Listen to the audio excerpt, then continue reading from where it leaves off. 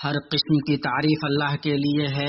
وہ شریکوں اور ہمسروں سے پاک ہے، بیوی اور بچوں سے بالا ہے، اس کی ذات پاک ہے اور اسی کے لیے حمد ہے۔ اس نے بندوں کو پیدا کیا، ان کی طرف رسولوں کو بھیجا، ایمان اور درست عقیدہ کی وضاحت کے لیے ان پر کتابیں اتاریں، انہیں کفر کے راستوں اور الحاد کی راہوں سے ڈرایا۔ میں اس پاک ذات کی حمد بیان کرتا ہوں اور اس کی بے پایاں مہربانی، امداد اور خوش بخت بخشی پر اس کا شکر بجا لاتا ہوں، اور میں گواہی دیتا ہوں کہ ایک اللہ کے سوا کوئی معبود برحق نہیں، اس کا کوئی شریک نہیں، ایک ایسی گواہی جس سے قیامت کے دن میں نجات کی امید رکھتا ہوں، اور میں گواہی دیتا ہوں کہ ہمارے سردار اور نبی محمد اللہ کے بندے اور اس کے رسول حق و درستی کی راہ کی طرف رہنمائی کرنے والے ہیں۔ اللہ کا درود و سلام نازل ہو آپ پر، آپ کی مکرم آل پر، صاحبان مجد اصحاب پر، تابعین پر، اور جو درست طریقے سے ان کی پیروی کریں ان پر، اور بہت زیادہ مزید بے شمار سلامتی ہو۔ اما بعد، اللہ کے بندو، اللہ کا تقوی اختیار کرو اور جان لو کہ یہ دنیا بہت زیادہ دھوکہ اور فریب دینے والی ہے۔ نفس برائی کا بہت زیادہ حکم دینے والا ہے، شیطان برائی اور بے حیائی کا حکم دیتا ہے، خسارے کی طرف بلاتا ہے۔ اس دنیا میں ابن آدم کی آرزو دراز ہے، اس میں اس کی عمر تھوڑی ہے، جس کی موت آ جائے اس کا عمل منقطع ہو جاتا ہے اور اس کے اہل خانہ اسے اللہ کے سپرد کر دیتے ہیں، اس کے حیلے بہانے ختم ہو جاتے ہیں، اعمال بدلہ ہیں، انجام سے ڈرو، زمانہ چند لمحے ہیں، تم ہوشیار رہو۔ جس کا آج اس کے گزرے ہوئے کل سے بہتر نہ ہو وہ دھوکہ میں ہے، اور جو فائدہ میں نہ ہو وہ نقصان میں ہے۔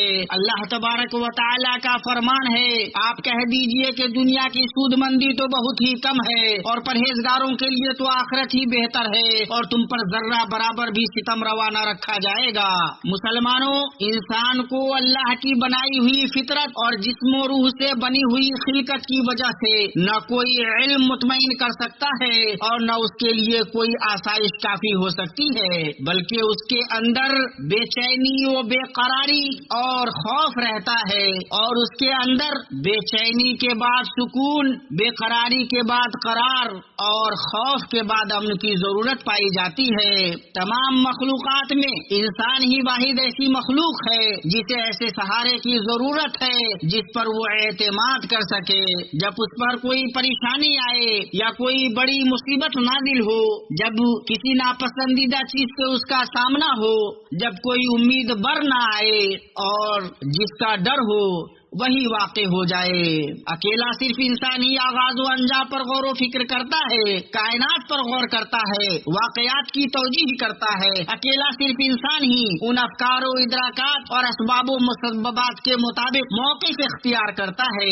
انسان کے تمام اجناس میں یہی مشترک دینی فطرت ہے، چاہے وہ جتنے تعلیم یافتہ ہوں یا جتنے ان پڑھ ہوں۔ اللہ کے بندو، دین کا جوہر نفسوں میں قائم ہے، کیونکہ وہ بشری فطرت کے جوہر سے منسلک ہے۔ یہی وجہ ہے کہ روئے زمین کی قوموں میں کوئی قوم بغیر دین کے نہیں پائی گئی، بلکہ انسان کو غذا اور دوا سے بڑھ کر دین کی ضرورت ہے۔ یہ ایک ایسی ضرورت ہے جو زندگی کے جوہر سے جڑی ہوئی اور راز حیات سے منسلک ہے۔ کیا عقل مند انسان کی نظر میں یہ بات ہے کہ یہ زندگی صرف یہ ہے کہ ماں کے رحم سے پیدا ہوتے ہیں، زندگی نگلتی ہے اور مٹی ہی انجام ہے؟ ایک ملحد فلسفی کہتا ہے، تمام زمانوں اور شہروں میں عبادت گاہیں، کلیسیں اور مسجدیں اپنی عمارت، عظمت اور رونق کے ساتھ اشارہ کرتی ہیں کہ انسان کو دین کی ضرورت، مضبوط راسخ کی ضرورت ہے۔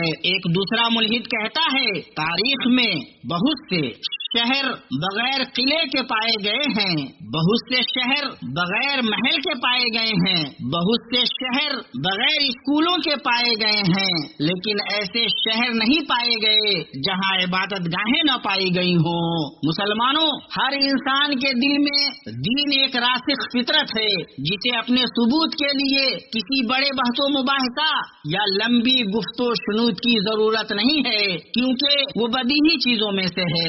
انسان عبادت، عقیدہ اور ایمان پر پیدا کیا گیا ہے۔ نبی صلی اللہ علیہ وسلم کا فرمان ہے ہر نو مولود فطرت پر پیدا ہوتا ہے، یہاں تک کہ ملحد یعنی بے دین بھی یقین اور سکون تلاش کرتا ہے، اونچے مقاصد تلاش کرتا ہے، اور یہ سب سوائے صحیح عقیدہ، حق دین اور سچے ایمان کے کہیں اور نہیں مل سکتا۔ اللہ کے فضل اور احسان سے دین حق وہی ہے جو کمزوری کے وقت قوت، نا امیدی کے وقت امید، ڈر کے وقت آس، بے چینی کے وقت سکون اور تنگی و پریشانی اور مصیبت کے وقت صبر عطا کرے۔ زندگی کا کوئی مزہ نہیں ہوگا اور نہ اس میں بلند مقاصد ہوں گے جبکہ دل میں روحانی خلا پایا جائے گا۔ درست دین، اقدار و اخلاق، بلند روایات اور مطمئن زندگی کا سرچشمہ ہے۔ مسلمانوں، خالق کے سلسلے میں بعض عقلوں کا حیرت میں پڑنا کسی دلیل یا علم کی وجہ سے نہیں ہے، بلکہ یہ حیرت، جیسا کہ اہل تحقیق و نظر کہتے ہیں، ایک عارضہ اور نفسیاتی وسوسہ ہے، کوئی علمی و فکری ظاہرہ نہیں۔ اللہ تبارک و تعالی کا فرمان ہے، اور اگر تم ان کو سیدھے راستے کی طرف بلاؤ تو سن نہ سکیں، اور تم انہیں دیکھتے ہو کہ بظاہر آنکھیں کھولے تمہاری طرف دیکھ رہے ہیں مگر فی الواقع کچھ نہیں دیکھتے۔ پتہ چلا کہ ان عقلوں کے یہاں حیرت نفسیاتی آفت ہے، کوئی عقلی شبہ نہیں۔ بھائیو، الحاد یعنی بے دینی ایمان نہیں بلکہ ایمان سے محرومی ہے۔ ملحد اس لیے ملحد ہے کہ اس نے ایمان کے دلائل کو نہیں سمجھا، وہ اس لیے ملحد نہیں کہ وہ ایمان کی نفی پر دلائل رکھتا ہے، اس لیے کہ ملحد کے دل میں جو ہے وہ اللہ پر ایمان کا فقدان ہے، نہ یہ کہ ایمان ہے کہ کوئی معبود نہیں۔ انکار اور شک کرنے والے کا نہ کسی صحیح علم پر مدار ہے اور نہ صریح عقل پر، بلکہ وہ انکاری ہے کہ اس نے دلیلوں کو نہیں سمجھا، اسے اس کی قدرت نہیں کہ وہ اپنے اعتقاد کی دلیل دے سکے۔ اسی لیے ان کے بعض فلاسفہ نے کہا کوئی حقیقی ملحد نہیں پایا جاتا۔ بھائیو، ملحد کا ضمیر راحت نہیں پاتا کیونکہ وہ فطرت کے موافق نہیں ہوتا، اس کا اندرون مطمئن نہیں ہوتا، اس لیے کہ وہ عقل کے مطابق نہیں ہوتا۔ اس نے واضح چیزوں پر دلیل طلب کی، وہ اس کی مانند ہے جو یہ چاہتا ہے کہ سورج کی روشنی کو دیے سے روشن کرے۔ اس کے نزدیک کسوٹیاں الجھ گئیں، چنانچہ واضح چیزوں کے سلسلے میں اس کی عقل بھٹک گئی۔ وہ معدوم وہم سے چلتا ہے اور وہ موہوم عدم کا لالچ رکھتا ہے۔ ابن تیمیہ رحمہ اللہ کی بات پر غور کرو، بہت سے ضروری علوم فطری ہیں، جب دلیل طلب کرنے والا ان پر دلیل طلب کرے تو دلیل چھپ جاتی ہے اور وہ شک میں پڑ جاتا ہے۔ مسلمانوں، دل کمزور ہیں، شبہات اچک لینے والے ہیں، خواہشات گمراہ کن ہیں، شہوات و خواہشات شبہات کا گزرنا آسان کر دیتے ہیں۔ معلوم ہوا کہ شہوات و خواہشات شبہات کو آسانی سے گزارنے والی ہیں۔ مسلمانوں، الحاد قلبی شک اور فکری انتشار سے بنا ہوا ہے۔ تم انہیں کہتے ہوئے دیکھو گے ہم شک سے چلتے ہیں تاکہ یقین تک پہنچیں، یہ ویسے ہی ہے جیسے کوئی کہے ہم زہر پیتے ہیں تاکہ اس کے بعد دوا کا تجربہ کریں۔ مسلمانوں، عقلوں اور فطرتوں کے لیے اللہ پاک کا وجود سورج کے ظہور اور دن کی روشنی سے زیادہ واضح ہے، اور جو اپنی عقل و فطرت میں ایسا نہ دیکھے اسے اپنی عقل و فطرت کو متہم کرنا چاہیے۔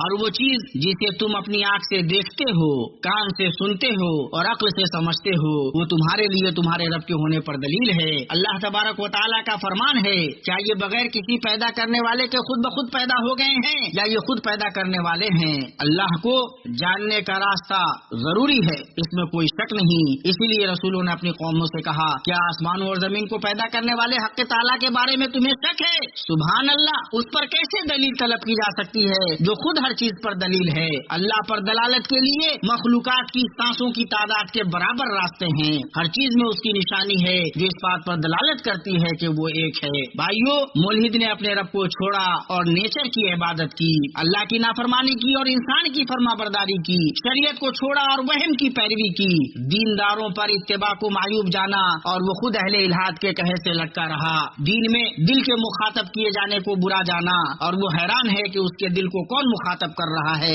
اس نے اعتماد بات کا دعویٰ کیا جبکہ بے چینی اس کے دل میں بھری ہوئی ہے، اس کو یقین کا گمان ہے جبکہ حیرت اس کے پورے وجود پر مسلط ہے۔ مسلمانوں، دین کی جہالت کسی بھی جگہ اور کسی بھی زمانے میں الہاد و بدینی کی نشو و نما کے لیے زرخیز مٹی ہے، اور صحیح دین جتنا زیادہ راسخ ہوگا گمراہی اتنی زیادہ دور ہوگی۔ بھائیو، حق کو ماننا نہ دلیل کی قوت پر منحصر ہے اور نہ دلیل کے واضح ہونے پر، بلکہ وہ تو حقیقت کی طلب اور اس کے حس میں صدق و سچائی پر منحصر ہے۔ اسی لیے حقائق کی گفتگو ایسے شخص سے کرنا جو اس کی طلب میں سچا نہ ہو بیکار کی محنت ہے۔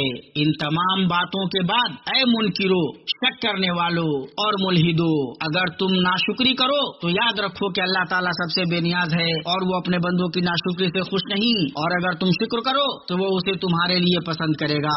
اور یہ بات ہے کہ جسے اللہ ہی نور نہ دے تو اس کے پاس کوئی روشنی نہیں ہوتی، اور جس کو فتنہ میں مبتلا کرنا اللہ کو منظور ہو تو آپ اس کے لیے خدائی ہدایت میں سے کسی چیز کے مختار نہیں۔ اللہ تبارک و تعالیٰ کا فرمان ہے، کیا یہ بغیر کسی پیدا کرنے والے کے خود بخود پیدا ہو گئے ہیں یا خود پیدا کرنے والے ہیں؟ کیا انہوں نے ہی آسمانوں اور زمین کو پیدا کیا ہے؟ بلکہ یہ یقین نہ کرنے والے لوگ ہیں۔ کیا ان کے پاس تیرے رب کے خزانے ہیں یا ان خزانوں کے یہ داروغہ ہیں، یا کیا ان کے پاس کوئی سیڑھی ہے جس پر چڑھ کر سنتے ہیں؟ اگر ایسا ہے تو ان کا سننے والا کوئی روشن دلیل پیش کرے۔ کیا اللہ کی تو سب سے لڑکیاں ہیں اور تمہارے ہاں لڑکے ہیں؟ کیا تو ان سے کوئی اجرت طلب کرتا ہے کہ اس کے تاوان سے بوجھل ہو رہے ہیں؟ کہ ان کے پاس علم غیب ہے جسے یہ لکھ لیتے ہیں؟ کیا یہ لوگ کوئی سازش کرنا چاہتے ہیں تو یقین کر لیں کہ کافر خود ہی اپنی سازشوں کے شکار ہیں۔ کیا اللہ کے سوا ان کا کوئی معبود ہے؟ ہرگز نہیں، اللہ تعالیٰ ان کے شرک سے پاک ہے۔ اللہ مجھے اور آپ کو اپنی کتاب کے طریقے اور اپنے نبی محمد صلی اللہ علیہ وسلم کی سنت سے نفع پہنچائے۔ میں اپنی یہ بات کہتا ہوں اور اپنے لیے، آپ کے لیے اور بقیہ تمام مسلمانوں کے لیے ہر گناہ اور خطا سے مغفرت طلب کرتا ہوں۔ تم بھی اس سے مغفرت طلب کرو، بلا شبہ وہ بڑا بخشنے والا اور نہایت رحم کرنے والا ہے۔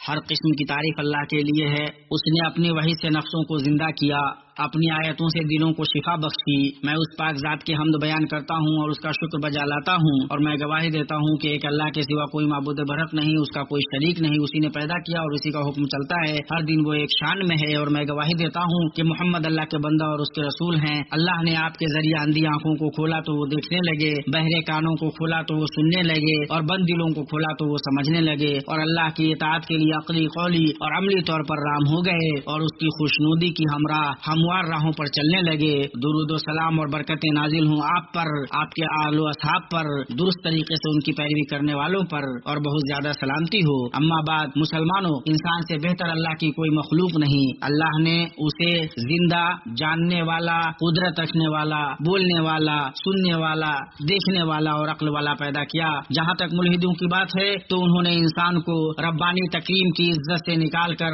حیوان کے گڑھے تک اور حیوان سے بھی بدتر درجے تک گرا دیا، اور اس سے عقل کی خاصیت چھین لی کہ انسان اپنی عقل سے ہی شعور اور آزاد ارادہ کے ساتھ تمام مخلوقات سے بلند ہوتا ہے۔ یہ کوئی ظاہری جبلی خصلت نہیں۔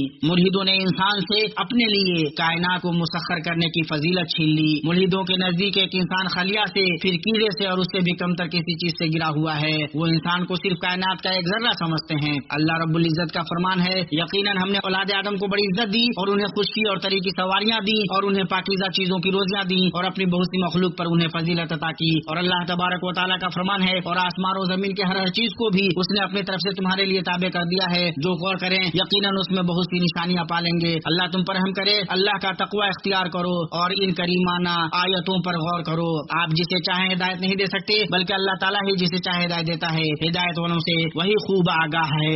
آپ کہہ دیجئے کہ اپنے مسلمان ہونے کا احسان مجھ پر نہ رکھو، بلکہ دراصل اللہ کا تم پر احسان ہے کہ اس نے تمہیں ایمان کی ہدایت دی اگر تم راست گو ہو۔ اللہ تعالیٰ جس کی رہبری فرمائے وہ راہ راست پر ہے، اور جسے وہ گمراہ کر دے ناممکن ہے کہ آپ اس کا کوئی کارساز اور رہنما پا سکیں۔ انہیں ہدایت پر لا کھڑا کرنا تیرے ذمہ نہیں، بلکہ ہدایت اللہ تعالیٰ دیتا ہے جسے چاہتا ہے۔ اللہ جس کو چاہے بے راہ کر دے اور وہ جس کو چاہے سیدھی راہ پر لگا دے۔ اور اگر آپ کا رب چاہتا تو روئے زمین کے سب لوگ ایمان لے آتے، تو کیا آپ لوگوں پر زبردستی کر سکتے ہیں یہاں تک کہ وہ مومن ہی ہو جائیں؟ حالانکہ کسی شخص کا ایمان اللہ تعالیٰ کے حکم کے بغیر ممکن نہیں، اور اللہ تعالیٰ بے عقل لوگوں پر گندگی ڈال دیتا ہے. آپ کہہ دیجئے تم غور کرو کہ کیا کیا چیزیں آسمانوں میں اور زمین میں ہیں، اور جو لوگ ایمان نہیں لاتے ان کو نشانیاں اور دھمکیاں کچھ فائدہ نہیں پہنچاتی. یہ باتیں رہیں. اور درود و سلام بھیجو ہدیہ کی ہوئی رحمت اور تحفہ دی گئی نعمت تم اپنے نبی محمد رسول اللہ پر کہ اس کا حکم تمہارے رب نے اپنے محکم تنزیل میں دیا ہے. اس نے کریمانہ بات کہی ہے اور وہ اپنی بات میں سچا ہے. اللہ تعالیٰ اس کے فرشتے اس نبی پر رحمت بھیجتے ہیں. اے ایمان والو تم بھی ان پر رحمت بھیجو اور خوب سلام بھی بھیجتے رہا کرو. اے اللہ درود و سلام اور برکت نازل فرما اپنے بندے اور رسول ہمارے نبی محمد مصطفیٰ نبی مصطفیٰ پر، آپ کی طیب و طاہر آل پر، مومنوں کی مائیں ان کی بیویوں پر، اور اے اللہ تو راضی ہو جا ان کے چاروں ہدایت یافتہ خلفاء ابو بکر، عمر،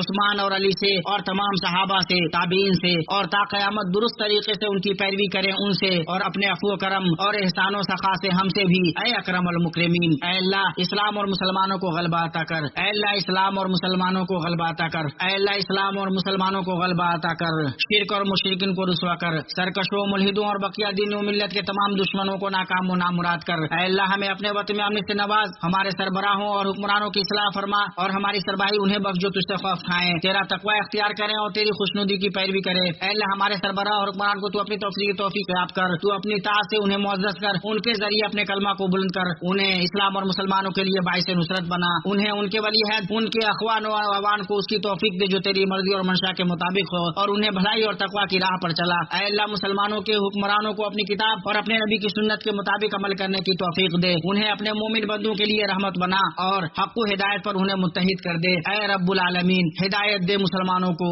اور ایسا سماج مسلمانوں کا بنا دے جس میں امر بالمعروف ہو رہا ہو. اے اللہ جو ہمارے ساتھ اور ہماری کتاب کے ساتھ، ہمارے دین کے ساتھ برائی کا ارادہ کرے، ہمارے امن کے ساتھ برائی کا ارادہ کرے، اے اللہ تو اس کو اسی میں الجھا دے اور اس کی سازش کو اسی پر لوٹا دے. اے اللہ ہم ان کے شر سے تیری پناہ چاہتے ہیں اور ہم تمہیں ان کے مقابلوں میں رکھتے ہیں. اے اللہ مسجد اقصی کو قابضوں اور غاصبوں سے آزاد کر. اے اللہ اس گھر کی شان بلند کر، اس کا مقام اونچا کر، اس کی عمارت مضبوط کر، اس کے ستونوں کو ثابت کر. اے دعائیں کو سننے والے، اے اللہ سرحدوں پر تعینات ہمارے سپاہیوں کی مدد فرما. اے اللہ ان کی رائے درست کر، ان کے نشانے صحیح کر، ان کی کمر کس دے، ان کے عزائم مضبوط کر، ان کے پاؤں جما دے، ان کو دل جمی عطا کر. اے اللہ ہم نے اپنے اوپر ظلم کیا ہے اور اگر تو ہم پر رحم نہ کرے گا تو ہم نقصان اٹھانے والوں میں سے رہ جائیں گے. اے اللہ ہمیں دنیا میں بھلائی دے، آخرت میں بھلائی دے، اور جہنم کے عذاب سے بچا. سبحان رب العزت عما یصفون وسلام علی المرسلین والحمد للہ رب العالمین.